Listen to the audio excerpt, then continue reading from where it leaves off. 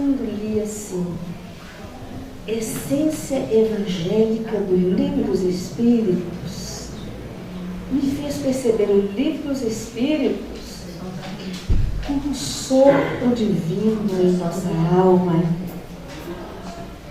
fazendo a nossa alma expandir como um balão em luz.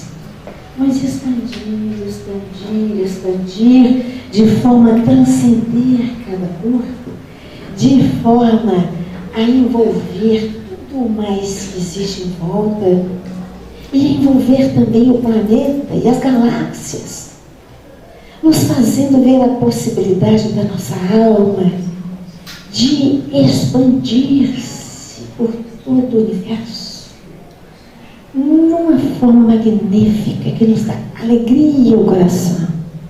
Porque o Livro dos Espíritos, ele existe com a finalidade única de ampliar nossos horizontes no conhecimento da ciência espiritual, das leis divinas que regem a nossa vida mental, para que, de posse desse conhecimento, nós possamos compreender a essência do Evangelho do Cristo, porque só compreendendo de forma mais profunda o Evangelho, nós poderemos então praticá-lo. Esta é a grandeza do Livro dos Espíritos, ser esse repositório de informações que nos possibilitarão entender realmente todas as lições do Evangelho do Cristo. E nessa noite, nós vamos falar de uma forma bem singela, bem simples, dentro do dia a dia nosso, a respeito de como o Livro dos Espíritos procura cumprir esta sua função magnífica. Vamos pincelar no início do livro, no meio e no final do Livro dos Espíritos, como é que ele está buscando, que ele cumpre esta sua função divina, de nos levar a compreender o Evangelho do Cristo, tornando-nos capazes de vivenciar, de sermos cristãos em espírito e verdade. Nós vamos começar falando de coisas que, não sei, somente os mais da minha idade, quando eu estou chegando perto dos 70, né? Quem foi aqui que aprendeu na infância, o catecismo para fazer a primeira comunhão, né? E eu nunca mais me esqueci. E teria que responder direitinho: quem é Deus? Eu tinha que decorar. E eu decorei assim: Deus é um Espírito perfeitíssimo, Criador do céu e da terra. Tem alguém aqui que aprendeu isso na infância? Quem mais? Levanta a mão. Não era assim? Estou falando errado? Tinha que responder: quem é Deus? Deus é um Espírito perfeitíssimo, Criador do céu e da terra. E daí? O que isso nos diz? Perfeitíssimo. A perfeição é alguma coisa que existe? É algo que se toca? A perfeição não existe como alguma coisa. A perfeição existe em alguma coisa. A perfeição em quê? Aí começa o Livro dos Espíritos a ampliar o nosso entendimento dessa mesma verdade, que essa é a verdade. Deus é um Espírito perfeitíssimo, sim, o Criador, mas o Criador de todas as coisas. Mas vem depois o Livro dos Espíritos. Robson, o Livro dos Espíritos nos fala assim, começa dessa forma: o que é Deus? E a resposta é a seguinte: Deus é a inteligência suprema, a causa primária de todas as coisas. Olha só. Deus é a inteligência suprema, a causa primária de todas as coisas. Ora, se a informação da Bíblia, se a informação inicial nos diz que ele é Espírito perfeitíssimo. E o livro dos Espíritos nos diz que ele é inteligência suprema. Significa inteligência no seu nível mais elevado. Já podemos começar a ter aí uma luz de que Deus, como Espírito perfeitíssimo, uma das suas perfeições é a inteligência. A inteligência. Inteligência é a forma como se manifesta a razão. Ora, começamos a caminhar por aí. Mas temos outras informações que dizem também que Deus é luz. Ai, como é que surge essa luz? Mas diz mais que Deus é amor. Deus é amor.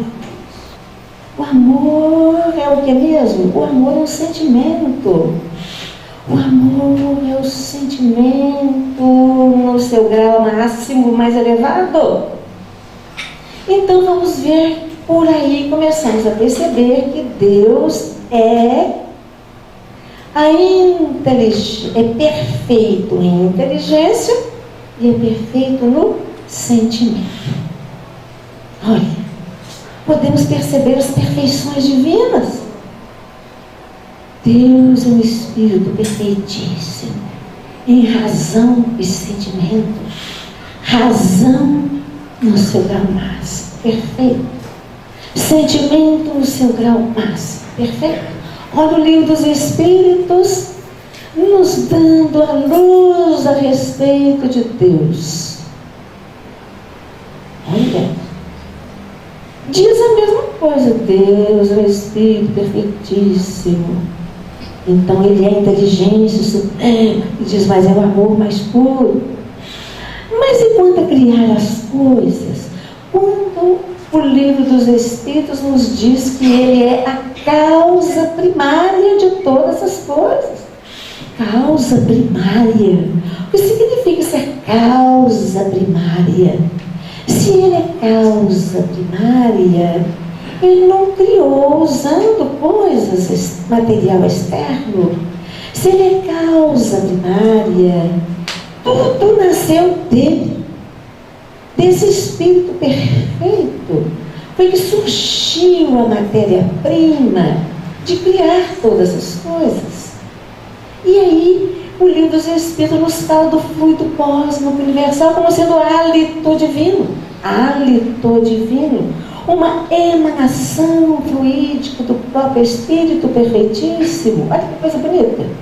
Então, se desse Espírito perfeitíssimo emana essa matéria-prima com a qual se criaram todas as coisas, ele então, com essa emanação fluídica, ele manipula essas emanações do seu próprio Espírito para criar tudo o que existe. E criar como? Criou. E faça-se a luz. E faça-se. Isso é tão difícil da gente perceber, né? Nas nossas limitações de experiência de vida. Mas o livro dos Espíritos dá algumas coisas. E a Gênese do Kardec nos complementa, dizendo que esse fluido cósmico universal, que essa energia magnética é extremamente plástica e maleável, que ela é extremamente sensível à força do pensamento. Aí então é que nós vamos perceber que esse fluido cósmico universal, que teve a sua causa primária no Espírito perfeitíssimo, é por esse mesmo Espírito manipulada, materializada na criação de tudo o que existe. A inteligência suprema como arquiteto do universo, desenhando o que deseja. E o amor mais puro, pela força do amor, reunindo, congregando, juntando, dando caracteres novos, manipulando esses fluidos com a força do pensamento e do sentimento, que juntas viram luz, pode então congregar. E assim como os nossos químicos, os laboratórios, manipulam as matérias, manipulam as essências, transformando-as, dando a elas novos caracteres, novas finalidades, que a inteligência suprema, esse Espírito perfeitíssimo, faz isto nesse grande laboratório divino, que usa as energias, cria tudo o que existe nesse universo. Olha como então, desde as primeiras lições, o livro dos Espíritos vem nos mostrar uma nova forma de conceber Deus como inteligência suprema, como a causa primária, o que deu origem a tudo que existe, sendo, pois, a mesma coisa. Ele é o Espírito perfeitíssimo, Criador do céu e da terra, de tudo que existe. Disse a mesma coisa, não foi? Na Bíblia. Mas amplia o nosso entendimento. Hoje, com essas informações do Livro dos Espíritos, já iluminadas com a ciência que hoje vê tanta coisa linda, à medida que a ciência desenvolve, vai nos dando subsídios para compreender melhor as lições que Deus envia para nós. Vamos ver depois como é que nós vamos ampliar o entendimento de como Deus criou os homens. Nós sabemos, Deus é nosso Pai, é o Pai. Nós somos todos irmãos na fraternidade universal. Como assim? Aí vamos lá na Bíblia de novo, no nosso catecismo da infância, onde tínhamos que responder também. Quando tínhamos que responder também a isso aqui. Deus criou todos os homens iguais, simples e ignorantes. Deus criou a sua imagem e semelhança. Meu Deus do céu. Como é que nós vamos entender essa história, gente? Como vai ser? Como que vai ser isto? Vamos ver se nesse estudo hoje a gente consegue entender o significado da palavra simples, o significado da palavra ignorante, o significado da palavra imagem e o significado da semelhança nossa com Deus. Aí então, no Livro dos Espíritos, muitas são as questões que nos mostram isso. Por exemplo, nós vemos lá na Gênesis, né? Diz o seguinte, o Leon Denis, no livro do Pedagógico, Deus é Espírito e cumpre que os seus filhos o adorem em espírito e verdade. Muito bem. Deus é Espírito, cumpre que seus filhos o adorem em espírito e verdade. E nós somos o que, gente? Nós somos Espírito. Vamos ver se você consegue entender isso. Para a gente entender, ter uma luzinha sobre isso, nós vamos falar. Vai ter lá esse desenhozinho aí, ó. Mas eu fiquei com garrafa porque o pendrive cortou a cabecinha logo do que eu preciso. Nós estamos vendo aqui, vamos imaginar na nossa mente, uma árvore frutífera. E eu gosto de falar que é maçã, porque a maçã é muito bonita, brilhante, linda, maravilhosa. Mas pode ser um pé de laranja, porque também ela vai nos servir de modelo para o que queremos analisar. Nós nascemos, vivemos e morrendo, convivendo com coisas maravilhosas, mas a gente não para refletir sobre essas maravilhas. Então vamos focalizar o pé de maçã, ou um pezinho. Aí, está lá na aula, ou documentos. Aí o que acontece? Nós vamos focalizar um pé de fruta nesse momento. Quem tem um pé de laranja em casa, já viu? Que na época, aquelas peças, esse cartaz que nós vamos trabalhar com ele. Então, quem tem um pé de fruta em casa, já observou que na época de colheita da laranja, você encontra a laranjeira se manifestando em todas as suas formas de manifestação. É a raiz, é o tronco, é a copa, as folhas, as flores, os frutos. Você encontra flores em botão, flores bem abertas, encontra flores já murchando, porque já vem atrás o quê? O fruto apareceu. O fruto verdinho, crescendo, o fruto quase maduro e o fruto maduro. Você encontra nesse pé de fruta, seja maçã ou seja laranja, você encontra a folha novinha, verticalhinha. Você encontra a folha madura, você encontra a folha já amarela, caída ao chão. Olha quantas formas de se expressar. Agora, veja bem. Fruto verde tem o mesmo perfume do fruto maduro? Não tem. O fruto verde tem o mesmo sabor do fruto maduro? Não. A folha tem o mesmo cheiro, o mesmo perfume da flor? Não. A flor tem um perfume magnífico. O fruto tem o mesmo perfume da flor? Não tem. São formas variadíssimas desta planta se expressar, de ela se apresentar, rica, magnífica, em fases diferentes, mas todas ao mesmo tempo ali. Todas ao mesmo tempo. Não é assim?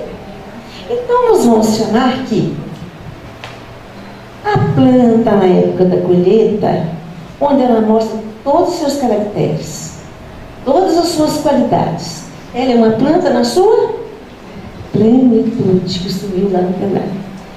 É uma planta na sua plenitude. Olha que maravilha. É uma planta na sua plenitude. Está mostrando tudo o que ela tem. Vocês podem imaginar, durante a vida de uma árvore dessa, quantos frutos ela produz? Né? Muitos frutos. Vocês podem lembrar que cada fruto tem uma quantidade enorme de sementes? Muitas. Vamos imaginar então, durante a vida útil de uma planta, pode demorar algumas até 100 anos, quantos frutos ela produz e quantas sementes ela produziu. E pensar também que cada uma desses milhares e milhões de sementes que essa planta produziu, se cada uma delas nós pegarmos, se nós plantarmos cada sementinha dessa, que esta sementinha vai desenvolver-se e vai se tornar uma árvore como aquela. Um dia, na sua plenitude, mostrando tudo que aquela árvore teve, tudo que ela tem. O porte da árvore, a raiz, a copa, as folhas, as flores e os frutos e as sementes. Tudo igualzinho de onde ela veio. E isso nós dizemos é que esta semente, que ela guarda estrita fidelidade à sua origem. Ou seja, se eu plantar uma semente de laranja, você vai virar uma laranjeira. Se eu plantar uma semente de maçã, você vai virar uma macieira. Se eu plantar uma semente de abacate, só vai virar abacate. Se for uma sementinha de abóbora, abóbora. Se for uma sementinha de mostarda, um pé de mostarda, é questão de DNA, né? Sim, a gente está quase chegando lá, é o DNA. É isso, gente? Aí o que acontece? Então, cada semente que veio de uma planta na sua plenitude, ela se desenvolve guardando estrita fidelidade à sua origem. Mas aí está o grande mistério da vida, que só Deus detém. O homem na ciência descobre tudo e usa, mas ainda não sabe onde começa essa história. Ou seja, eu pergunto para vocês, como é que uma planta dessa, por tantos anos de vida, uma produção tão grande de fluxo de sementes, como é que ela guarda em cada semente todos os seus caracteres? Todos. Ela guarda tudo. Eu pergunto, como será que ela guarda? Será que ela embola esse negócio aí, põe numa sementinha desse tamanhozinho? Como é que ela faz isso, gente? Ela faz uma grande síntese de todos os seus caracteres e concentra isso numa quê? Numa semente. Tudo está gravado na semente, tudo. Ela grava numa semente todos os seus caracteres. Olha que maravilha. Mas ela guarda então todos os caracteres dessa planta na forma de possibilidade, em potencial. Cada semente de qualquer planta, ela é a mesma planta em potencial. E para que esse potencial se desenvolva, ela precisa de condições. Se eu jogo uma semente em qualquer lugar, no cimento, ou numa terra seca, o que vai acontecer com ela? Ela precisa primeiro de condições para desenvolver isso. Quais são as condições, gente? Ela tem que estar numa terra. É isso? Na terra, ela precisa também de água. Quando encontra terra e água, essa sementinha começa a trabalhar. Ela tem que trabalhar para desenvolver o seu potencial. Ela tem que trabalhar. Primeiro que dentro dessa magnificente e extraordinária síntese, essa sementinha vem também impregnada de recurso magnético, de força. E quando ela tem água e a terra, ela começa a trabalhar, ela lança para o chão as primeiras, ela se arrebenta e lança as primeiras o quê? Raízes. Lançadas essas raízes, ela vai buscar na terra os nutrientes que ela precisa. Ela vai buscar na terra os sais minerais. Com os sais minerais e a força magnética em eclosão, ela lança as primeiras folhas, não é isso? Surge para o ar as primeiras folhinhas. E essas folhas? O que essas folhas vão fazer? Vão buscar trabalhando sempre os recursos do lar. Ela busca a luz, o calor do sol, ela capta o gás carbônico e ela realiza o seu trabalho de autonutrição, de sua sustentação. Como é que chama mesmo esse fenômeno aí de alimentação da planta? É fotossíntese, que usa a luz, sintetiza os nutrientes, cria a sua nutrição e desenvolve o seu processo, sempre guardando a estrita fidelidade à sua origem. E ela vai desenvolvendo. No começo é preciso que alguém cuide dela. Precisa que veja se tem a terra, se tem a água, pode até ajudar com um pouquinho de adubo daqui e dali. Se o sol que bate ali é suficiente, e se não for, ela fica esquálida, não é para frente. Dê a ela as condições. Mas quando ela alcança um certo porte, ela se sobrevive às 10 com o sereno da noite. As raízes buscam água nos lençóis d'água. Ela começa então a crescer com suas próprias forças, não morre mais. E ela chega. É verdade, gente? E ela vai se multiplicando também. Né? Exatamente. Vai ampliando o seu potencial cada vez mais se expandindo. Vamos lá. Sempre linda e maravilhosa e produtiva. É o princípio da vida que só Deus conhece e sabe utilizar.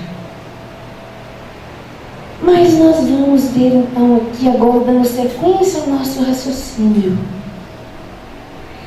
Quando eu considero essa planta na sua plenitude, Eu pergunto, onde estava essa planta toda magnífica antes de ser o que é? Ela estava onde? Hã? Ela estava na semente, contida numa semente. Às vezes tão pequenininho como a sementinha da mostarda. Olha.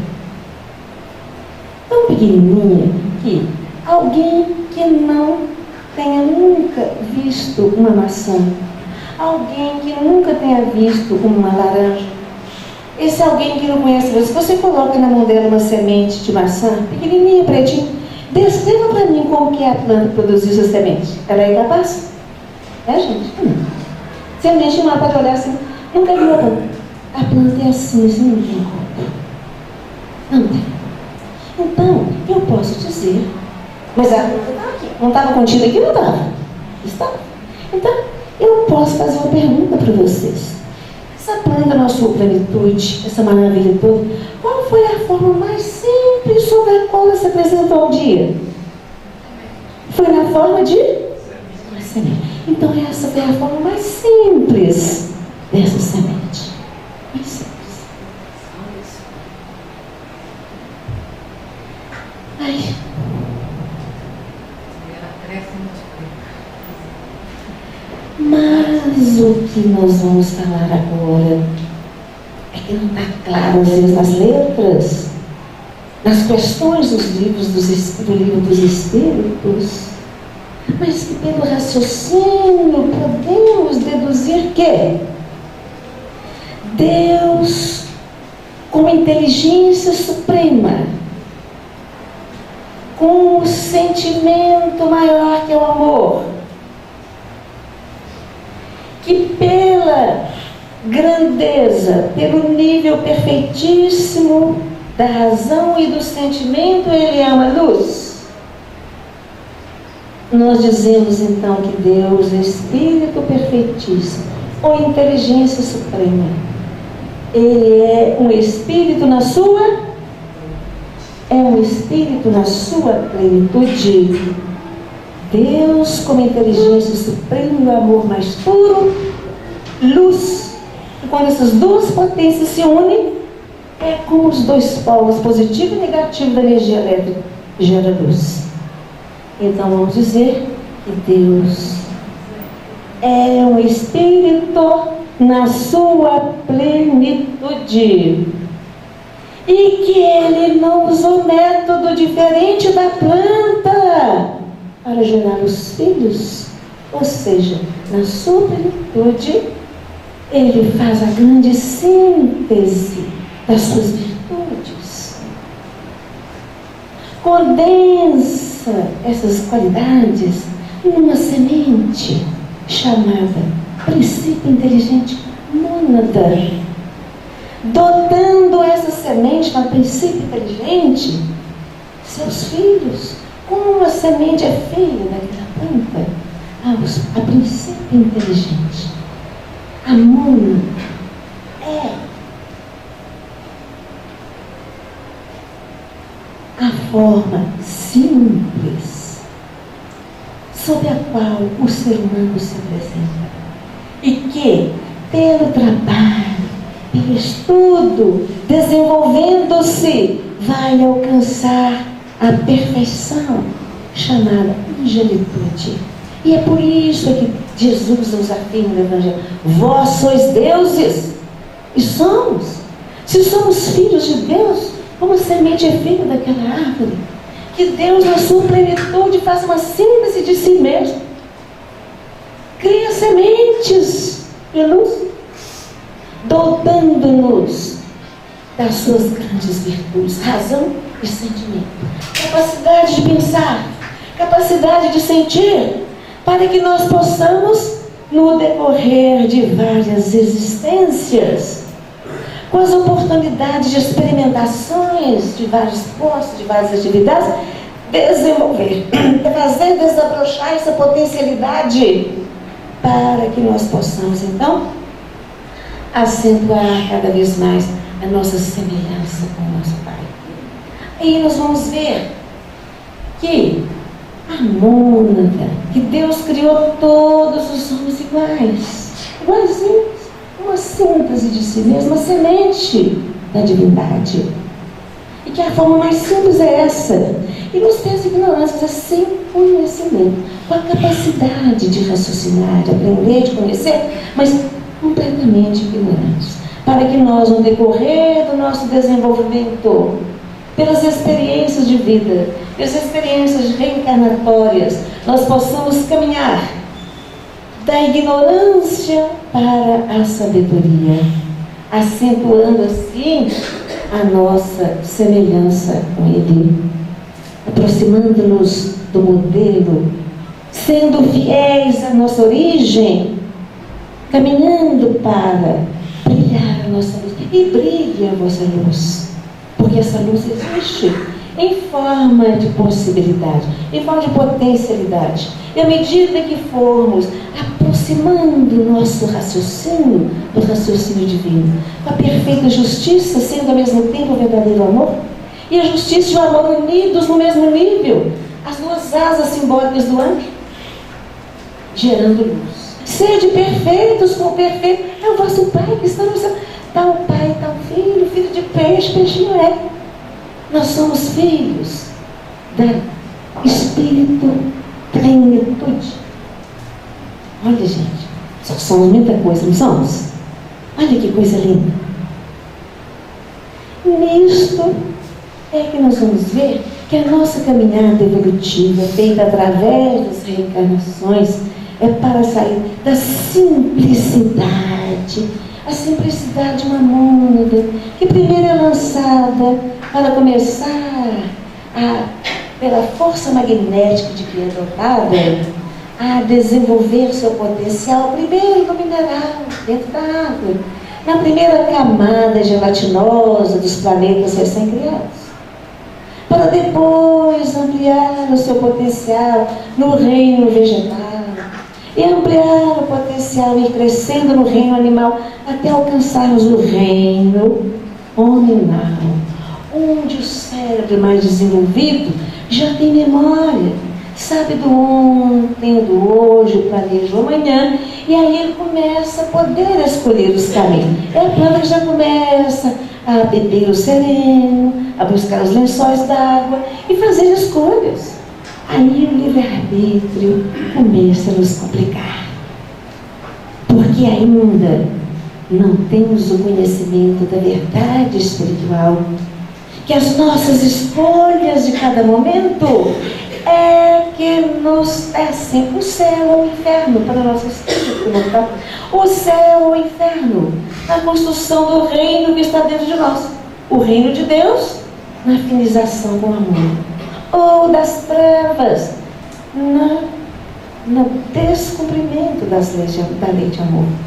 Onde, gente, fica simples de entender, né? E quando a gente entende, a gente é capaz de vencer as nossas tendências naturais para conseguir caminhar no rumo que devemos caminhar. Então, nós vamos ver que para orientar o nosso trajeto, vamos concluir esse quadro aqui. Vimos então que a caminhada de simples princípio inteligente até alcançar a angelitude é sair do simples para a plenitude da nossa luz divina em nós. Sair da ignorância e alcançar a sabedoria de agir com amor e justiça para que a luz se faça em nosso espírito.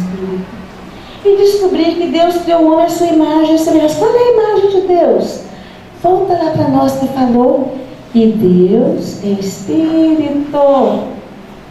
E se Ele fez uma síntese de si mesmo, um princípio inteligente, que depois se chama Espírito, e que o Espírito tem a forma de uma luz, até o primeiro comecinho. O primeiro comecinho da primeira live fala que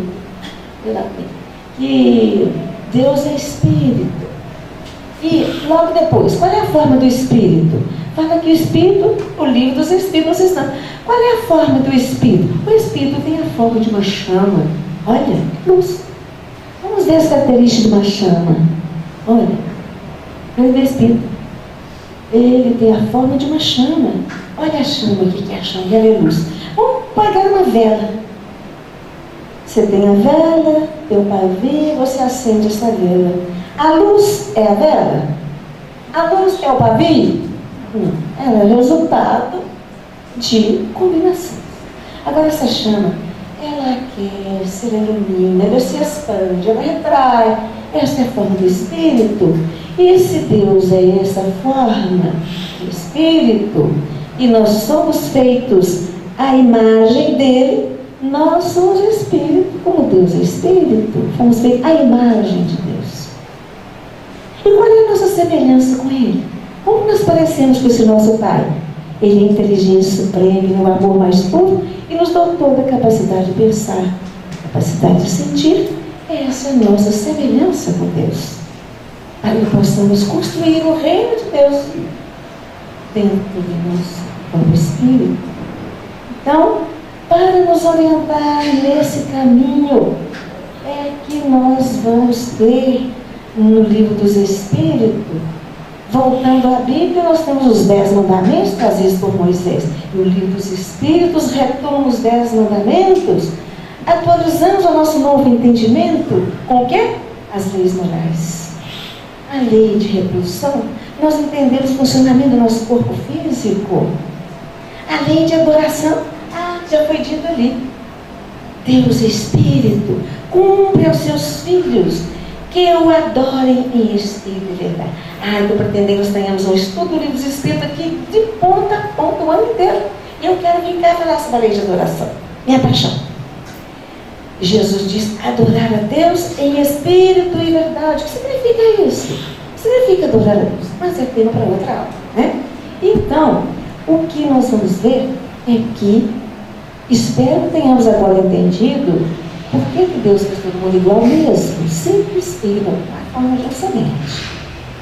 Nos fez a imagem e semelhança dele. Eu resumo. Que esta é a lição de hoje, de entendermos que o livro dos Espíritos, no começo falando sobre Deus, e no meio vamos retomar aí as leis morais, mostrando-nos como é a lei que rege o mundo moral. O que é o mundo moral? O mundo moral é tudo que está afeto ao nosso pensamento e ao nosso sentimento, que é matéria de construção do reino de Deus, dentro de nós mesmos. Aí vem depois, no final do livro dos Espíritos, que nos mostra que, assim, os gozos e sofrimentos dos Espíritos, mostrando que felizes são os Espíritos que se afinizam, que buscam cumprir a lei de amor, afinizando-se com o Pai, guardando fidelidade à sua origem. E felizes são aqueles que não compreenderam, não seguiram a lei e criaram para si mesmos, para os seus graves tormentos. Isso quer dizer, o céu ou o inferno, fruto de nossas escolhas, do nosso livre-arbítrio, fruto das nossas ações do dia a dia, momento a momento, a cada segundo, que não depende de formas exteriores, mas depende exclusivamente de cada um, que cada um estará recebendo, ou seja, evoluindo de acordo com suas próprias obras. Então, eu espero que nesse estudo nós saiamos daqui com a certeza de que o Evangelho do Cristo, quando diz, chama a Deus de Pai, quer dizer, Pai nosso que estás nos céus, que significa Pai mesmo, porque nós espiritualmente somos filhos desse Espírito perfeitíssimo, dessa inteligência suprema, como a semente é filha de cada planta de onde ela vem, e que nos compete guardar extrema fidelidade à nossa origem, fazendo brilhar a nossa luz, crescendo em amor, em justiça, em sabedoria. E resumindo o nosso estudo, dizendo assim: Deus é Espírito efetivo do céu e da terra. Deus é a inteligência suprema, causa que mais todas as coisas. Nós somos Espírito como Deus é Espírito. É nisso que fomos feitos à imagem de Deus. Somos dotados das virtudes do Pai. Razão, a inteligência, a capacidade de pensar. Sentimento, a capacidade de amar. A nossa semelhança com Deus, a razão e o sentimento. Queridos companheiros, que tenha sido útil essa nossa reflexão à noite. E eu fiquei feliz quando, no final do estudo desse, uma pessoa falou assim: eu não conseguia de jeito nenhum admitir, aceitar que nós fôssemos filhos de Deus. Mas com essa reflexão, eu volto a perceber que realmente nós somos filhos de Deus. Passe para mim agora uns textos, nós vamos encerrar, que nos mostram no livro dos Espíritos estas realidades que foram aqui trazidas de forma singela. Aquela que diz o quê? Deus é Espírito, mas vou passando mais. É uma que diz o seguinte: é logo no começo. Pode um homem compreender a natureza íntima de Deus? Tem essa pergunta nossa do livro dos Espíritos. Logo depois disso aí. Assim, no livro dos Espíritos, pode um homem compreender a natureza íntima de Deus? Mais para frente. E é muito importante isso. Mais para frente. É muito importante aqui. Pode um homem compreender a natureza íntima de Deus? Olha o que o livro dos Espíritos diz. Quando não mais tiver o espírito obscurecido pela matéria, quando pela sua perfeição se houver aproximado de Deus, ele o verá e compreenderá. O homem compreende melhor as perfeições de Deus à proporção que se eleva acima da matéria e entrevê-as pelo pensamento. Por quê? Eu conheço as minhas ovelhas me conhecem. Logo depois que fala os atributos de Deus, logo depois. Veja bem, estamos mostrando essa realidade. Ou não mostra? Mostra? Essa realidade. Olha os atributos de evolução do homem e sua correspondente percepção e compreensão da natureza íntima de Deus. Deus é eterno. Ele fez um homem imortal. Pela imortalidade nós perceberemos como a natureza de Deus ser eterno. Outra. Deus é onipotente, Criador de todas as coisas, profundo amor. Poderes espirituais do homem demonstrados por Jesus, você já assiste outros. Então, como que Deus criou todas as coisas? Ele nos deu a capacidade de criar. O Emmanuel fala que nós somos uma criação. Nós vivemos circunscritos às nossas criações como a árvore presa à raiz. Então, estamos mandando o paralelo, onde nós podemos ir percebendo essa realidade que Deus espera de nós, a nossa evolução, desenvolvendo esse potencial divino em nós. Deus é onipresente. Demonstrar aos santos que nós temos as possibilidades espirituais da bilocação, experienciadas por espíritos elevados, por médiuns hoje. Deus é onisciente. Por que ele é onisciente? Ele fez tudo, conhece tudo, desde o seu fundamento, conhece tudo, ele sabe de tudo. Mas ele nos deu a capacidade, né, de adquirir conhecimentos e desvendando o universo. Tornar mais conhecedor. Deus é soberanamente justo e bom. O homem, experienciando o mecanismo das leis universais, confiará e crescerá em justiça e bondade. É o que Jesus diz: buscai antes o reino dos céus, o resto virá por acréscimo. Buscar o reino dos Deus não é correr para a igreja, bater o joelho, rezar, repetir fotos. Não é ir para o centro espírita, não é para a igreja evangélica, nem para a igreja. Corre para dentro de si mesmo.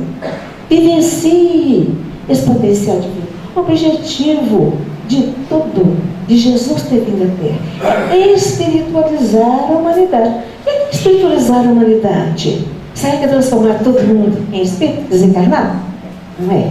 Espiritualizar a humanidade significa fazer com que o homem estude, perceba e compreenda esse potencial divino que ele tem. esse potencial espiritual, e aprenda a lidar com ele. Aprenda a utilizá-lo em favor de si mesmo e do próximo. Espiritualizar-nos, tomar consciência dessas verdades divinas e lidar com elas de uma forma natural, persistente, firme, e buscar realmente esse reino de Deus que somos nós, que está dentro de nós. Esse é, pois, mais o que tem lá. Deus é imaterial, imutável e único. Ele é imaterial, como a chama, como a luz, ela é imaterial.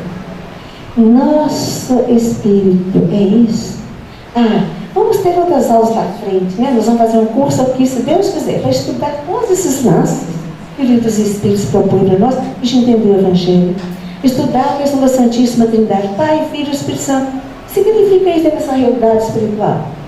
Assim, nossa proposta hoje é que o livro dos Espíritos precisa ser estudado de uma forma mais unificada, sem estudar cada tema como uma coisa isolada, para que nós possamos ter dessa verdade uma compreensão mais ampla, para que nos sirva de luz para o entendimento real do Evangelho do Cristo, porque sem o entendimento nós não poderemos compreender como é que podemos ser bem-aventurados nas aflições, como é que nós podemos resistir às tentações, como é que nós podemos oferecer a face direita se alguém nos bater a esquerda. Sem compreender, jamais faremos isso.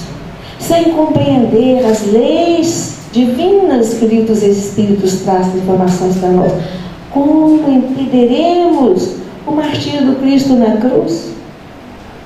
Como poder, como liberdade, como vida?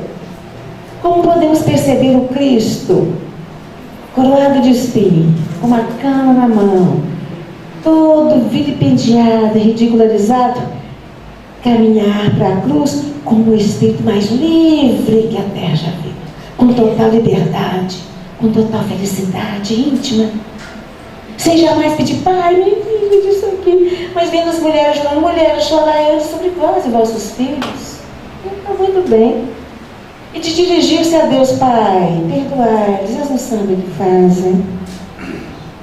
Isso é liberdade, total liberdade espiritual, plenitude espiritual, que conferiu a ele a forma de consolador mais lindo do mundo, o Cristo Consolador. Ele consolava de duas formas: de fora para dentro, de dentro para fora. De fora para dentro, ele consolava, mostrando o poder divino da cura, estender as mãos, curar os doentes, limpar os leprosos, expulsar espíritos inferiores das obsessões. Ele estava sendo o consolador de fora para dentro, mas sempre terminava: vá e não peques mais, dizendo: as aflições do mundo são fruto das nossas ações, das escolhas do nosso livre-arbítrio. Mas como ele é o consolador, que consola de dentro para fora, ele consolava esclarecendo. E o livro dos Espíritos veio no tempo perdido trazer esse esclarecimento. Porque quando compreendemos, quando temos o esclarecimento justo, o nosso ponto de vista muda a respeito das circunstâncias, das situações. Vamos entender que nada acontece por acaso com ninguém, que a lei de ação e reação, de causa e efeito, está sempre conduzindo-nos na pedagogia divina para a realização do nosso destino espiritual de sermos a luz divina que brilha como anjos e ministros de Deus em toda a criação. Eu agradeço a presença de vocês. Eu espero que tenha sido útil a nossa fala e que a gente tenha novos encontros para estudar mais o livro dos Espíritos. Ele é realmente o mapa do caminho, verdade e vida. Bem, boa noite a todos. Sejam todos bem-vindos a esta noite aqui, Semana Allan Kardec, que hoje acontece nessa casa pequenina do Estudantes do Evangelho. Muito bem-vindos a todos. Muito obrigado pela presença de todos vocês. Vamos, antes da gente iniciar, como a gente sempre faz, procuramos fazer uma prece, onde buscamos serenar o nosso coração, a nossa mente, onde procuramos elevar o nosso pensamento até Deus, na busca de encontrar a nós mesmos, porque Deus está em nós, Ele não está lá fora, não está lá em cima ou lá embaixo, ou à direita ou à esquerda. Ele está dentro de nossos seres, dentro de nós mesmos. Nós é que ainda não tivemos coragem de abrir esse grande ser que somos todos nós, com as suas dificuldades, com seus problemas, com as suas qualidades, com as suas coragens e seus medos. E a prece é um primeiro passo para isso. Queria, só antes de a gente passar para a prece, lembrar primeiro que todas as quartas-feiras, coincidentemente, a Semana Allan Kardec deu na quarta-feira aqui no Estudantes, nós temos as palestras públicas e na parte de cima nós temos a evangelização infantil. Então, mesmo que quem não frequente ou quem queira também procurar outras casas, outros meios, a casa está aberta todas as quarta-feiras com palestras públicas e existem diversos estudos aqui que a gente pode informar melhor ali na recepção, com o pessoal da recepção pode explicar, pode dar detalhes sobre cada uma das coisas. Então, mais aqui, na verdade, é uma casa, uma oficina, um hospital para as nossas almas, para todos nós. E sem delongas, porque o tempo passa, vamos fazer uma prece, vamos fechar os nossos olhos, não tenhamos medo nesse momento. Relaxemos o nosso corpo, deixemos as nossas ideias de dificuldades financeiras, de trabalho, do lar, deixemos elas de fora neste momento. Procuremos encontrar a luz que já existe em nós, encontrar a paz que a gente já tem. Vamos começar nesse momento com humildade, fazer essa prece pequenina ao nosso Pai. Senhor, nós aqui, nesta noite, procuramos mais uma vez compreender a mensagem de amor que existe por todo o universo. A mensagem de amor que o Mestre nos ensinou. Ajuda-nos, Senhor, a transformar aquilo que existe em nós ainda de ruim em amor. Ajuda-nos a nos dar ao semelhante sem exigir, a compreender sem nada pedir, a ouvir sem esperar falar.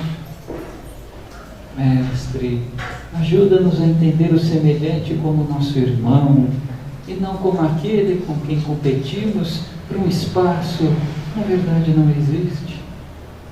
Ajuda-nos a percebê-lo como companheiro que vai nos permitir crescer à medida que o ajudarmos a crescer, pois seremos felizes na medida que levarmos felicidade aos nossos semelhantes. Ampara o nosso coração para que nos abramos ao perdão que compreende, que ajuda, que levanta, que ouve, que não espera nada além de simplesmente ajudar.